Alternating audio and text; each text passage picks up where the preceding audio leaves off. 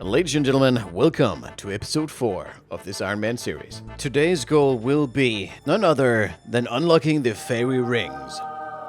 The goat of mobility. And also, I need to train range. Right now, a sneezing porcupine will do way more damage than I with a bow. Also, I would really like Ava's device, which picks up arrows, which is a gigantic quality of life unlock. Anywho, since last time, I've unlocked some stuff. 1.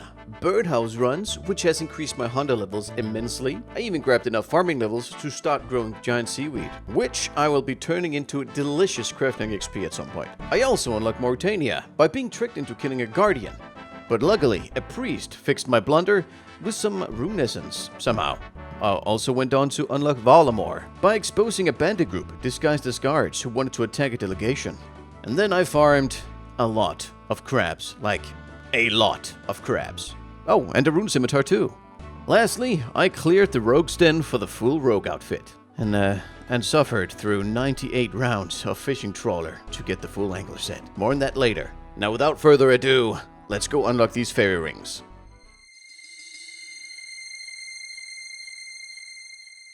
I approached Drazel, who was worried sick about his colleague Philemon Tarlock, missing somewhere in Mortmire.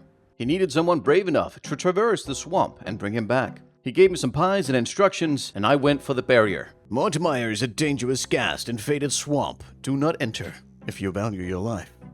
I don't. I crossed the swamp, outran spooky ghasts, and hopped the broken bridge. I found the island, and on it, Philemon, now a ghost, who wanted to become a nature spirit. He gave me a druidic spell and told me to seek Drazel's blessing. Once blessed, I returned south, found a cluster of rotten logs, used the druid spell, and fungi magically grew from the logs. I gathered the fungi into a pouch, which I could then use against the ghasts, as they would materialize around me. Returning to Philemon, I witnessed him transform into the nature spirit, sanctifying the grotto into a holy sanctuary. Quest complete. Sandwiches? How the hell did you get in here, lady?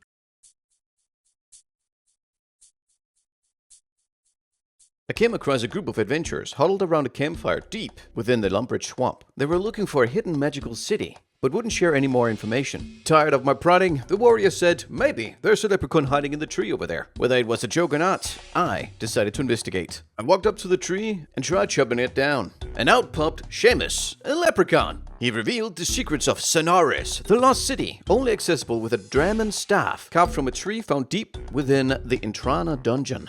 Now, weapons are not allowed on Intrana, so I had to stash all my gear, and I set sail from Port Sarim. Once there, I entered the dungeon. My prayer was drained. Zombies were everywhere, but I had to fight them barehanded since I needed an axe to get a drum and branch for the staff. I got the axe and ventured deeper inside the dungeon. And there it was, beyond demons, tucked in a quiet corner of the cave, the glowing Draman tree. I went up there and swung my axe. But to my dismay, a tree spirit appeared. I had to defeat it before I could chop the tree. I scrambled behind a patch of glowing mushrooms, and I did what I do best. Safe spotting. It was close, but I won. With the spirit defeated, I cut down a branch and carved it into the Draman staff. I returned to Lumbridge Swamp, staff in hand, and entered a small hut. As I stepped inside, everything changed, and Sonaris revealed itself, a mystical fairy city, lost to time. Quest complete. You may not pass through the door without paying the trading tax. Oh no, what is that? 1 diamond? Luckily, we have done some... Oh my god, my bank is missed. Oh no. Luckily, we have done... Was it uncut or was it cut? I don't recall. I'll grab both. Now let me in. I have diamonds. Alright, in here... Yes, a ducat. This fairy has something I want. Oh, look at this. Dragon items. Oh, that was expensive. How much was that? Oh, my money. Anyway, let's continue and get those fairy rings unlocked. But look at the sword, though. All right, now, let's... fairy rings, yes.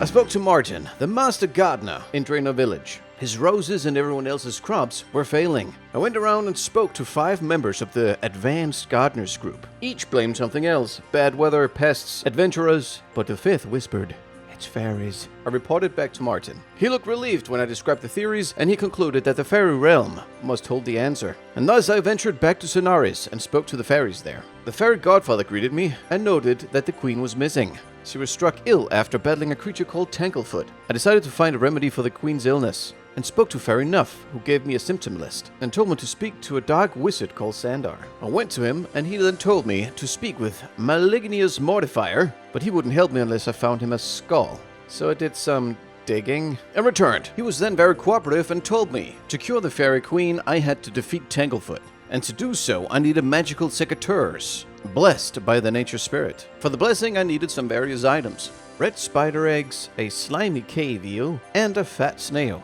With the required items and secateurs in hand, I went to the nature spirit, and I did not understand a word he was saying. I realized I had forgotten my ghost speak amulet. My second attempt worked perfectly. I understood, and he took my items and blessed my secateurs. Now, armed with my magical secateurs, I returned to Sonaris and confronted Tanglefoot. After an intense battle, I was victorious. I returned to the Godfather with the good news. There we go, Fairy Tale 1 complete. So what we're going to be doing now to unlock the fairy rings is starting the next quest in line. But we're not going to complete it, just enough till they actually allow us to use the fairy rings. Alright, it has been done. It is now time for our first experience using these rings. Whoa, fairy magic sure is useful. I hardly moved at all. That is so good. Fairy rings unlocked, dragon, dagger, and longsword acquired. It is now time to train some range. Run the montage.